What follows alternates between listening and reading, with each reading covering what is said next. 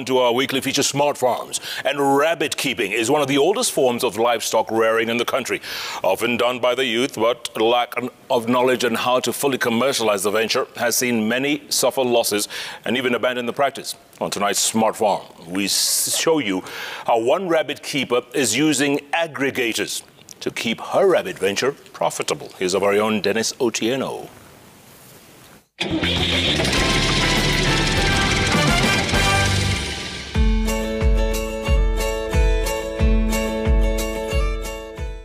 For Eva Karanja, an aggressive lady in the HR profession, rabbit keeping is close to the heart.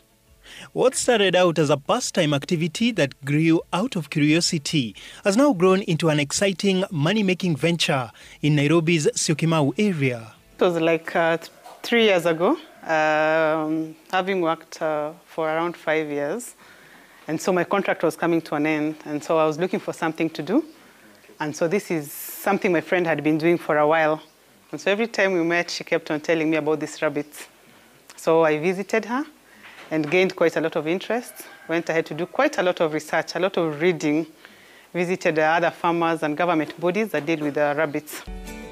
Eva started off with a stock of 20 rabbits as she worked on their housing. Today, she has more than 600 rabbits. A good breeder is around 3,500. That is what you need to buy a very good breeder. Then the other costs now come in terms of building the structures. Over the last 1 year, Eva says demand for rabbit meat has risen and she has had to adjust to cope with the changing trends.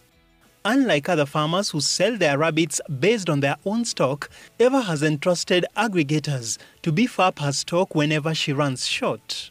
Aggregators are basically growers or producers who consolidate and distribute agricultural products. For this to make economic sense, then it means you need to have close to, we are looking at the mothers, you need to have close to at least 150 good mothers that you're serving every other time. And because you cannot do this alone, for you to be able to go commercial, then you must have people you're calling aggregators or outgrowers that you've trained and they know the quality you're looking for and what you're looking for. So for us, we have 10 outgrowers that we work with. And therefore, at any given time, then we're able to meet that demand for the meat out there that we have. But ideally, on your own, you cannot be able to meet, we are still not yet there. It is possible, but we are still not yet there. Aggregators not only ensure a constant supply of your stock, but also prevent inconsistencies that may lead to loss of clients. When we slaughter a rabbit, if it's 2 kgs or 3 kgs, the dead weight or the carcass will be around 1.5 kgs. You lose like half of it. So imagine I come to your place and I tell you I want to supply you rabbit meat, you tell me 10 kgs per week. I slaughter the first 20 this week for probably, or 15 to get to the 10 kgs, then the next week and the week after that. After 4 weeks, I will have nothing to supply you. And therefore, that's why most people find a challenge. It's hard to get a market because when you go as a subsistence farmer or a small farmer, or when you go and you've not also networked with other farmers that you can be able to buy from them, it becomes hard. One must, however, carry out due diligence before engaging other producers. Because you see, every other day, every other week, you're slaughtering or you're selling breeders or some are in the process of are expecting, or some are giving birth. So the rabbits are at different stages all through.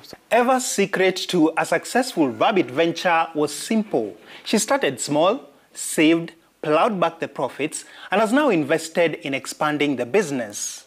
Her advice to potential rabbit keepers out there is to embrace patience, especially when it comes to markets. Dennis Otieno, Smart Farm.